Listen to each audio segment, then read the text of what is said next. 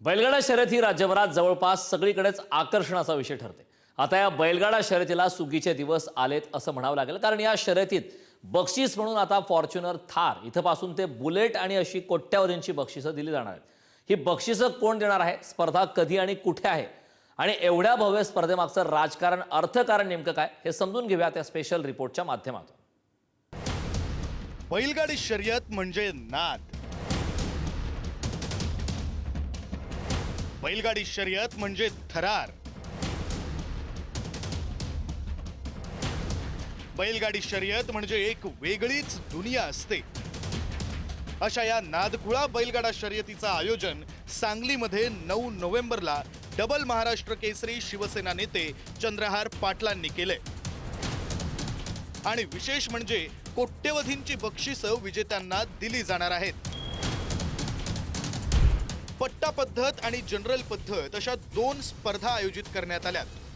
प्रथम क्रमांकाला दोन्ही पद्धतीतून प्रत्येकी एक फॉर्च्युनर गाडी, दुसऱ्या क्रमांकाला प्रत्येकी थार गाडी, तिसऱ्या, चौथ्या, 5व्या क्रमांकाला ट्रॅक्टर, 6व्या क्रमांकाला बुलेट, एकूण 150 दुचाकी।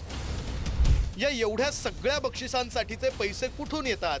कोट्यावधींची बक्षिसं देणाऱ्या चंद्रहार पाटलांचा व्यवसाय नेमका काय, हे प्रश्न पडणं अगदीच स्वाभाविक आहे। शेतकऱ्यांचा जिथं फायदा होणार असेल, आज होतोय ती का नाही हे तुम्हाला पण कळते। त्यासाठी चंद्रहार पाटलाकडे पण भरपूर पैसे आहेत आणि चंद्रहार पाटला या पक्षाकडे पण भरपूर पैसे आहेत। त्यामुळे जिथं शेतकऱ्यांचा फायदा येईल तिथं दोघांकडे पण पैसे भरपूर आहेत। म्हणजे परमेश्वराच्या कृपेने किंवा आईवडिलांच्या गुरूंच्या कृपेने एक शब्दात माझ्या ताकद एवढी आहे की माझ्या मित्राला सांगितले की बाबा तुला थार इथं बक्षीस द्यायचं आहे, तुला इथं 2 टू व्हीलर द्यायचे आहेत, तुला फॉर्च्युनर द्यायच्या, अशा पद्धतीने सांगितलं ती हे एवढं वलय तयार झाले।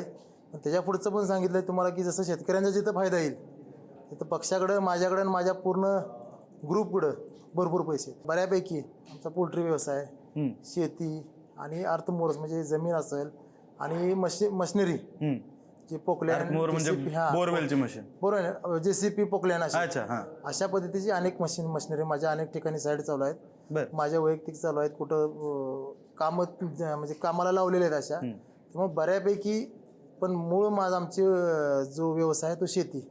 वडील आजही मी तर तुमच्या स्टुडिओ जरी बसलेलो असलो तरी वडील आत्ता सुद्धा शेतात काम करत असतील। ऐन निवडणुकीच्या तोंडावर श्रीकांत शिंदेंच्या नावातील श्री आणि एकनाथ शिंदेंच्या नावातील नाथ हे शब्द घेऊन श्रीनाथ केसरी या नावानं स्पर्धा चंद्रहार पाटील भरवत असल्यानं स्पर्धेतून गर्दी जमा करून त्या गर्दीचा निवडणुकीत वापर करण्याचा प्रयत्न असल्याची ही चर्चा आहे। खरं तर पश्चिम महाराष्ट्रात अशा लोकप्रिय स्पर्धा भरवून त्याचा राजकीय फायदा घेण्याचा प्रयत्न अनेकदा होतो। चंद्रहार पाटलांच्या मते मात्र ही स्पर्धा शेतकऱ्यांचं अर्थकारण आणि गोवंश संवर्धनासाठी महत्त्वाची आहे। त्या टायटलला आम्ही श्रीनाथ केसरी असं टायटलला नाव दिलेलं आहे की जो बैलगाडीचा विजेता होईल तो त्या श्रीनाथ केसरीचा मानकरी होईल।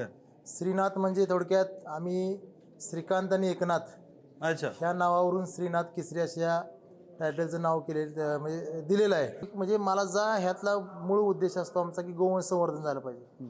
वरची आमची टॅगलाईनची असती उद्देश एकच, गोवंश संवर्धन। शर्यत ही एकच माध्यम आहे की गोवंशाचं संवर्धनाचं, गोवंशाचं आपण तिथं चालना देऊ शकतो, गोवंश संवर्धनाला चालना देऊ शकतो।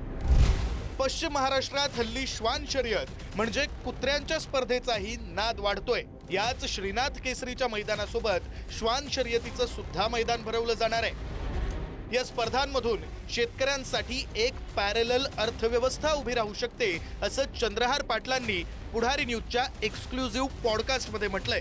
तसं जर असेल आणि तसं होऊ शकलं तर ती शेतकऱ्यांसाठी आनंदाची बाबच म्हणावी लागेल। असं असलं तरीही या स्पर्धांमागचं अर्थकारण महत्त्वाचं असलं तरी राजकारणही दुर्लक्षित करून चालणार नाही। विक्रांत शिंदे, पुढारी न्यूज, सांगली।